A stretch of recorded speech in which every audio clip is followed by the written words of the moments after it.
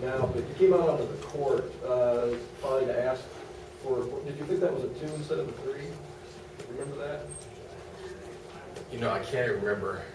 I really can't. Okay. It was a, I think it was like, it gave them a 10-point lead. I think they made a shot to make it 50-40, and you came out onto the court and it looked like you wanted to talk to them. okay, yes. I wasn't questioning that. What I questioned, and that's a good memory or observation on your part, I really felt there was about 2 possessions late in the first half where 20, I don't know names, I just know numbers, but 20 set some really good screens inside and reverse the ball back and forth. And there was several occasions where I thought they were in the key the whole time. And so at half as we left, I said, refs, with all the ball movement, there's a couple of kids standing in the paint for a long time. So anyway, that was the time then, as probably about 2 or 3 minutes into the second half. And that's when I got upset, because I thought the same thing happened. I thought there was a girl in the paint for 4 to 5 seconds, and they never ordered a 3-point shot. And I just said, hey, remember I asked you to look at the halftime, I think you missed it. So, as a coach, it's easy to show frustrations, and I apologize almost every time I got on them, in the game, because I feel bad about it, but I'm just trying to protect the team and trying to keep things even as much as I can. Coach, there's been a lot of talk within the league about the conference tournament, trying to get attendance up and promote the league and all this stuff. Yeah. You guys had the home court advantage. There is no home court advantage in the league like this one, though. Is the league eventually going to have to look at, is it too much of a home court edge? Well, I tell you, this is a great place to play, and Tulsa's a great place to play. It's there's nothing wrong with this tournament. We won 3 out of 4 in Tulsa. That's why I said a week ago coming in here that the Lady Jackrabbits are the favorites. I meant that. I didn't mean that to pull anybody's leg. But I think when you have 2 good teams like tonight, I don't think the crowd had a whole lot to do with our players.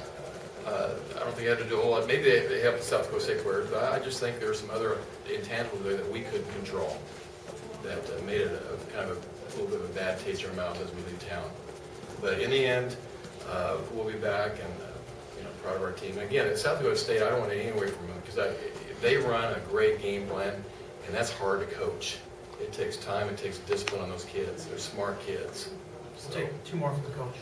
They were obviously kind of living by the 3-pointer to a large extent. And did you figure that if those stopped going in, you guys had a chance, in addition to your pressure defense, to win this game? Yeah, Coach Johnson, he might have felt differently, but I just didn't think they played better than the first half. And so I told the girls at half. In fact, I told the girls, said, they're shooting pretty good, aren't they? And they said, yeah. I said, well, we're shooting better.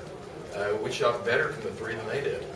I forgot what the first half stat was, but they shot about 40-some%. We shot in the high 40s, I think. So, that meant something to the girls that, we're not too far off. But there's all kinds of spins the coach can make at halftime. And but I thought over 40 minutes, I just thought that, and here's what I felt from Tulsa, too. Probably the girls here may feel, is that it's a plus when things are going good, but when things get tight, and the home team, it's tough. The pressure is greater, too. So there's a flip side on being the home team. Take 1 more quick one. Coach, did the referees explain to you why you didn't get those 2 free throws when you late in the game and you had to take it out of bounds and throw it in? Yeah, he said it was an offensive foul. And I said, well, how do you get an offensive foul when you steal the ball and you start going, And so a true offensive foul, you don't shoot free throws. So, the referees, they communicated well. And they answered everything I asked them, but that was the question on that one.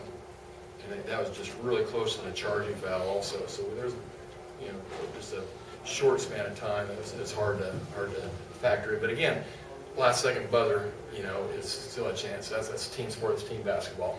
Thanks, Coach. So they're saying that their player charged you. Yeah. And you never gained possession of the ball. Offensive foul. Okay.